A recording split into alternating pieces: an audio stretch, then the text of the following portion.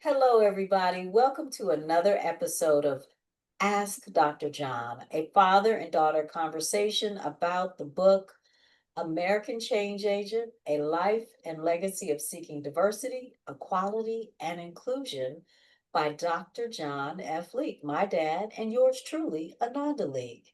Today, we're talking about what it means to be an entrepreneur. How you doing, Dr. John? Oh, doing wonderful. All right. Well, we're going to dive right into this conversation about your entrepreneurial journey. I want to start by asking you, how and when did you become an entrepreneur? That's interesting. And uh, I would have to think that I may have become an entrepreneur much earlier in my life than the more formal period of being an entrepreneur uh, when I established my own consulting and training firm. I think when I stop and think a little bit, that was my becoming an entrepreneur because I was no longer working in an organization. But uh, and sometimes I hear you sort of making a little joke occasionally and say, "Oh yeah, my dad, he's sold World Book, he sold uh, Amway, he sold this, he's always selling something, so you had to be careful." and and in a sense, I was doing some things that weren't totally what falls into that category of entrepreneur.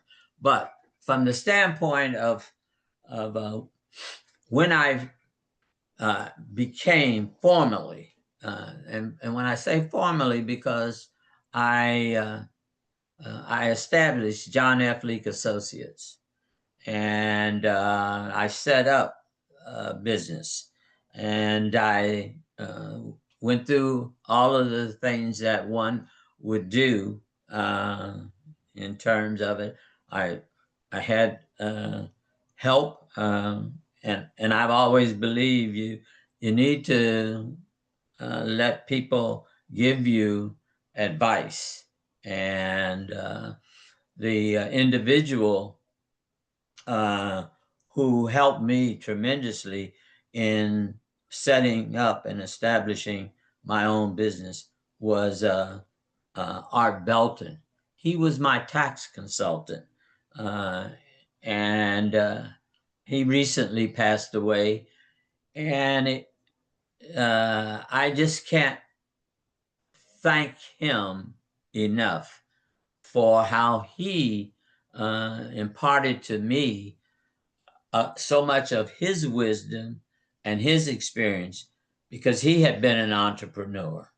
Not only did he have his own uh, tax consulting business, but he had owned a couple of uh, retail establishments, so he knew what it took. And so I guess I began my entrepreneurial journey when I was actually still working full time at the NEA, because through opportunities that came my way, I had a few clients that offered me the opportunity to do some training for their organization. And I was able to do that because I could uh, have time away from the NEA. And, uh, and a couple of those clients that I had while I was there, I continued to have them once that I went out on my own. So it was like um, I'd been working on moving to that, not knowing that that's what I was going to do. I never had any idea that I would establish my own operation, my own firm, let alone what that firm would be about. Uh, I thought I would be like so many people. You get a job, you try to go up and improve your status, and at some point, you retire Mhm. and you take the benefits that you have accrued. Uh, that was not quite the path that I wound up taking. So I probably said a bit more than you No, were it was really asking for. no, that was great because what happened was because this is a conversation, everybody. Yes. So what I heard in your response in between some of the things that you were saying, I know that you were influenced early on. If we look back, you may not have thought that you were influenced, but you grew up with the DNA of entrepreneurs. And let's roll it back. And I'm happy to roll it back. You may not think in those terms, but when I think about how you have influenced me and how mommy influenced me as an entrepreneur, I take it back to your parents, your grandparents, your great grandparents, and the ancestors that are before them. And let's just roll out what it means to be a leak. There's three E's in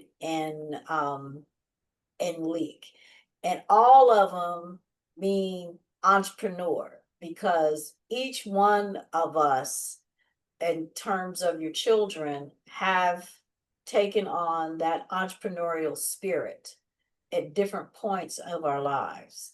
And an entrepreneur for me, when I look at you, I look at mommy, I look at the family legacy, it's somebody that has the self motivation and the energy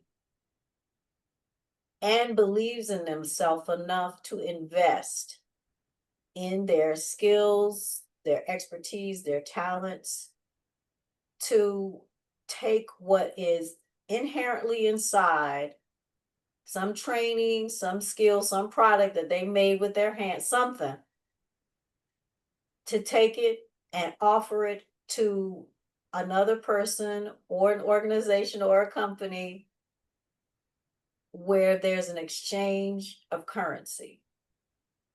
Currency could be money, it could be bartering, it could be you doing it to get your foot in the door, goodwill, but some form of currency. You define the currency. If we're in today's society, that's money. So for most of us, that's what we're talking about is money. And I look back at your own parents. Um, when you all moved from Indianapolis to Washington D.C., your parents bought a house on 8th Street, right where the convention center is currently located. No longer there, but that's where it was located. And for a period of time, they rented rooms. And so they became entrepreneurs like a lot of folks in the African American community and in other communities where they rented rooms to single men that were working. And they also had card parties where they had people, they hosted the card parties. Did they charge for meals? No, no, the meals were A part of the part card of, yeah. parties. Yeah, but Mhm. they hosted card parties. Um, I know at one point, grandmommy sold, did she sell cosmetics? Yes. Yes. Yeah, she sold cosmetics. Uh, so that's the Roberts and the Leeks. That's John Leonard Leek and Frederica Stanley Roberts Leek. And then there are your grandparents that you grew up with. Your grandmother, Eunice Ann Thomas Roberts, who was a well-known tailor in Terre Haute, Indiana. She made dresses and clothing for various women, including the mayor of Terre Haute at one point, your grandfather, uh, granny man that we know, Henry Oswald Roberts, better known as Mr. H.O. Roberts or Ozzy, as his wife called him. He was an entrepreneur. He did landscaping. He also did he worked as a furnace operator and making sure that the furnaces around the city and in different homes that they had the coal that was necessary. He rode his bike. He was entrepreneurial in that. So you had two entrepreneurs um, that raised their family and their grandchildren benefited from that as well.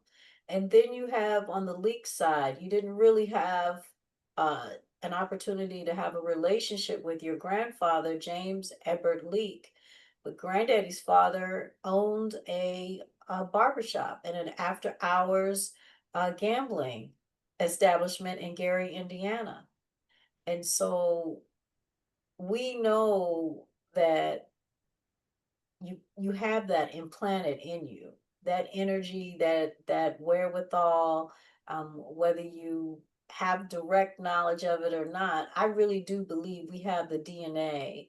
Our ancestors DNA influences who we are and what we do.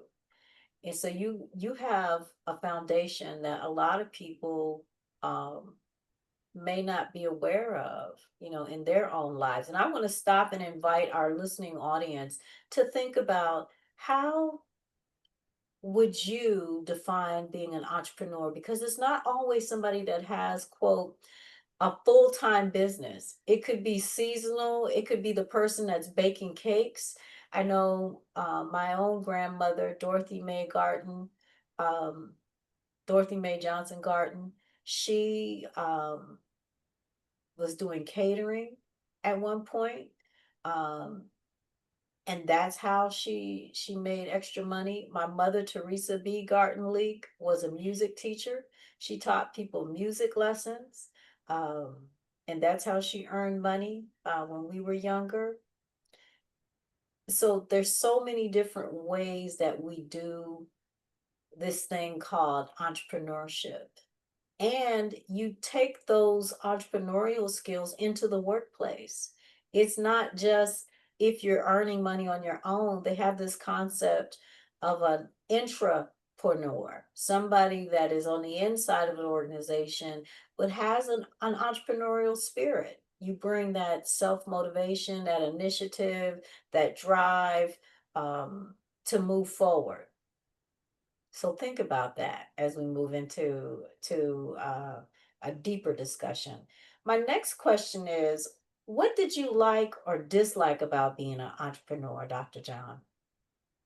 Uh, well, I definitely like, in a sense, the independence that I had, um, because I had, for prior to going out on my own, I'd always worked for someone, receiving, the paycheck, and depending on uh, that company or that organization to take care of me. um, when I established my own firm, um, I was pretty independent. I could really now determine, uh, in some sense, when I would work and who I would work for. Uh, Mm, when I say that, it was like when I did work, those were my clients. And as an entrepreneur, I would establish a contract, and so that essentially I was saying what it was, what service that I would provide to the client, and uh, and that really gives you a great sense of independence. Uh, mm, I often like to think that I was determining, quote, when I would work. I I don't think that's the truth because uh, I needed to be working as often as I could. Uh, but one of the things that did result from it is that there were times that if I didn't have a contract, I wasn't out working, and a lot of my work took me on the road. So during the period of time that I was making a transition from the NEA to John F. Leeke Associates, I was putting a lot of time on the road. So when I left the NEA, I was able to have a little more time at home, uh, Mhm, which was very helpful. Uh, I also found that doing that because I think I was someone who was in pretty decent demand, mhm, and so consequently, the clients that I worked for were able to pay um, a good wage. mhm, And so I didn't work as many days and yet made substantially more than I had been making when I was working at the NEA. Now, I think I just also need to say that um, my success was not only uh, coming from my own firm, but I was also a integral part of a much larger firm, which was the LCY Cross Associates organization that was doing work in the area of diversity. So between those two, I had more than enough work to uh, provide for my family. mm. I want to ask you, what has it what has it been like to watch your eldest son Michael, who has used his gifts as a comic book graphic artist, um, in an entrepreneurial way? You have your son Matthew and Mark, who have used their television, their technical skills with audio and visual, um, in an entrepreneurial way. And then you have me, that I have been able to use legal skills, communication skills, um, writing skills. I would say the healing arts, from yoga, Reiki, sound healing, coaching, human design, and now publishing, self-publishing skills as an entrepreneur. What is it meant to you to see your children um, become entrepreneurs in their own way? Uh, it's been uh, hmm, there's a lot of ways for me to talk about this. It's a sense of pride in that um, my children have they've listened to Teresa and I. Um, we were very clear, and I think they were very clear that education was the most important thing that they needed to do in their early lives. Um, and they did that. Uh, and I would have to believe that they thought it was important. I'm sure at some points and times and some things that we were urging saying, this is what you need to do. These are some courses, these are some classes, these are some other things you need to do. They did those, and it clearly has paid off. Uh, you're right.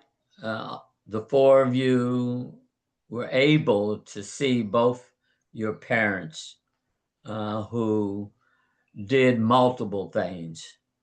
Uh, and I think it's been to some extent easy for y'all to be able to do much in the same way in some different arenas.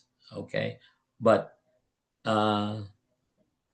conceptually consistent with uh, providing service and using your skills and your knowledge that you had attained to make a difference. And Mhm. it has made a difference in your life and the lives of others. Yeah. I also want to just highlight that mommy um, used a number of her skills. I was just sitting here thinking about as a principal and as a teacher and a vice principal in the Catholic school education, well, oh, in education in general. She served as an educational consultant. She helped parents make decisions on where they send their children, evaluating children's developmental stages, what resources may be needed, supporting school systems in different ways. After she retired from being a principal, she also used her gifts as a musician to play for weddings and funerals. Uh, she she always had additional income coming in from serving as the director of liturgical music at St. Joseph's Catholic Church and the founder of the gospel choir at St. Joseph's. Even though the church was paying her, it was she turned that into an opportunity, another income stream. We're looking at being an entrepreneur is having multiple income streams. You hear that a lot these days. So those are things, and I think you're right that we did have it easy. I mean, I've had consultations with you throughout my existence. I mean, you funded my first publishing uh effort back in 1992 when I needed money to print. You wrote me a check for $100 and said go forth and be prosperous. Uh you have both of you provided foundation and funding and supported the efforts like my wire sculptures, my artwork. My mother purchased um, all kinds of things, or introduced us to people that could be clients that would become our clients. We tapped in to your networks for support. I'm certain that I have milked it a lot. And people from different working relationships have tapped into our skills, have come looking for us, especially Mark, Matthew, and Michael. They have come looking for that support and been able to obtain that. So yeah, that's really interesting when I think about it. I don't often think of that. I think we take a lot of things for granted. Um, what was it like for you to become an entrepreneur? This is something everybody that I just recently started talking to my dad about because you write this book and then you self-publish it like and then you're in the phases of marketing, which is what this is about. We're talking about it, but we're also using this video series to market the book. What is it like to be an entrepreneur at 86? This is a whole because you shut down John F. Leake Associates, but here you are again. Yeah, that is that it is interesting. some of what I've been doing in the last 3 months now, since the book was finished, and we now have it. We're able to hold it up and say, "Oh yes, this is the finished product." Um, I've had to go back to some of the kinds of things that I was doing when I initially uh, started John F. Leake Associates, because uh, I uh, I ran my office. I didn't have a group of people. And one of the things that I did do, which I think helped me to be very successful monetarily, was to not have a big overhead. Mhm. And so I know how to do pretty much everything that you have to do. And I was, and I'm not afraid of, again, the work. Mhm. uh, and so now, I'm really thinking back on some of those kinds of things as I think about the marketing aspect of, quote, being an author. Yeah. Because uh, it's uh, I'm back into having a contract. I contract for some services to help us to be successful in getting the book out there. And Uh, so, yeah, let's talk about that. Let's break down the services that you have been using, because this is something that when we think about other authors or other aspiring writers and even entrepreneurs that have businesses, they may need to get a photographer. They may need yes, to get someone who can edit, serve as an editor or copy editor of a book or a particular project. You may need a PR person. Uh, you may need a bank account. yeah, Not yeah. really. I had to set up. Uh, I previously had personal account and a business account. uh, I'm now back to having two accounts. I have still have my personal account, and I now have what I label as the book account, so that I put money into there in order, because, as I said, I needed to have some professional services. Right. Madeline has talked a little bit about it. We had a professional photographer who is responsible for how well this cover looks.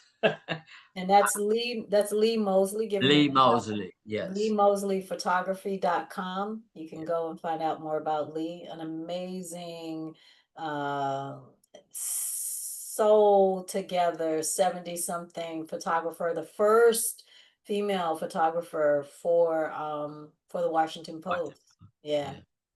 And then the after Madeline and I had spent a lot of time with the writing, trying to make sure that things were stated appropriately, and feeling like we probably had done about as good a job as we could do. But we then knew that it needed to be put in the hands of uh, a professional copy editor. That again was a contract. That again was to put some. And then And we got. we gotta give shout outs to Oh yes, that was Yael Flussberg. And so one of the things I want to say, everybody, is that your network has a lot of these people, may have a lot of these people. I know for me, because I've written three other books, we use my team, a lot of my team, which was Lee Mosley, Yael Flussberg for the copy editor, and then you were getting ready to say for the graphic yes. part of the book, the layout of the book. And that and I tell you, I first of all, I just need to say to you, I'm such a neophyte in this book writing thing that I had no idea what a difference that Gigi would make in terms of the eventual outcome of the book. And it was like maybe some of you may have even seen a photo. It was a video when uh, the books arrived at my home, uh, and I opened the book, the box, and there it was. I just started shouting because I mean I would have not had any thought that the product, the thing that I had been working on for well over 10 years, it's now looking at me. Mhm. And so I can't thank the people enough for Right. for them using their skills and Mhm. their knowledge to Yeah. help me to accomplish uh, a major, a major significant thing in my Yeah. life. And we want to give a shout out to Gigi Mascarenas. Mascarenas. I hope I'm saying that right. Please forgive me. Um, I will get it right. Thank you, Gigi, for your support, because Gigi not only did the layout for the book and the cover, Gigi helped us navigate the publishing journey with IngramSpark and made those recommendations for us, and did a beyond the beyond job in helping us with final editing. I mean, and it's one of those things. It's like, who knew? Um, who knew? And all of these people that we're mentioning are entrepreneurs, and they Yes, represent the diversity, equality, and inclusion component of my dad's commitment to his life and his work. And then we turn to a PR maven, Zena Island, um, of XPR. And shout out to Zena in helping us um, get the word out about the book and helping us with event management and all of the in betweens of that.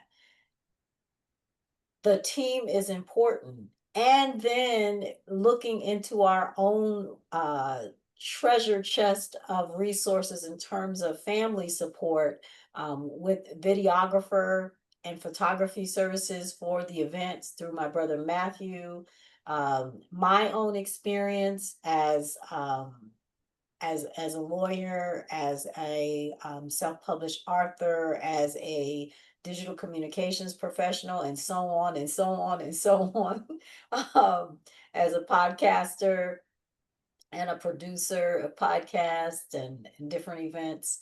We have tapped it, and we continue to tap it. So it's being resourceful. That's another piece of being an entrepreneur, that you have to think about. Are you able to tap into your resources and be creative in it? Um, let me just say one other thing in that regard. Um, I'm sure that some of the folks who are listening to this conversation today would say, "Oh yeah, y'all real fortunate. Oh yeah, I don't have nothing like that. I shoot. Don't play yourself short, folks. Stop and allow yourself to think about who you are connected to, because you'll be surprised at all of a sudden you'll start realizing that you know people who are your colleagues, your friends, and many instances, family members that you were not aware of, who have something. to contribute to what it is that you are attempting to do. So Yeah. I really, you, I, you just have to trust that, okay? Yeah, I think that's a great one to end on. We could go on and on and on about what it takes to be an entrepreneur or what we think about it. But we want to ask you, uh, what does it mean to be an entrepreneur or an entrepreneur? Where you are in your organization. What does it mean? And do you have a family legacy of entrepreneurship? Did you have a lemonade stand as a kid? Did you rent your services out? I mean, I remember my brother Matthew doing some of that. Did he wash people's cars or Yes, lawn? he and Eric, his partner, they had a business, and in the summertime they did cutting grass, yard work, and in the wintertime they did shoveling and getting the snow out. So, and they were doing that early high school. Mhm. so so he was following in the League tradition. Yeah, that's like babysitting, all kinds of stuff. Bake sales, all kinds of things. You be making jewelry, all kinds of selling your work, selling your all kinds of stuff. Um, Serving as a girl Friday, as a boy Friday, as somebody's personal assistant or as a companion, somebody that may need help.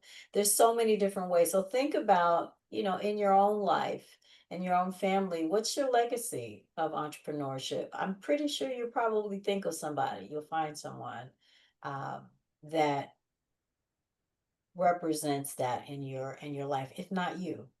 So with that, I want to encourage you, if you want to learn more about American Change Agent, A Life and Legacy of Seeking Diversity and Quality and Inclusion by Dr. John F. Leeke and yours truly, Ananda Leeke. Go to anandaleeke.com/Dr. John to get more information about the book. When you land on that page, you'll see the links on how you can purchase the book. We invite you and encourage you to purchase the book directly from IngramSpark because when you do, we make more money as entrepreneurs. You can also find the book on Barnes& and Noble, Amazon.com, and other online booksellers. We'd love to see you at our upcoming events in September and October. Sign up for our email list so we can be in touch with you. Dr. John, is there anything else that you'd like to say to folks before we wrap up? No, I think we've probably given them a lot to think about. I think so. I think this was a great conversation. Everybody, we'll see you next time. Bye. Bye bye.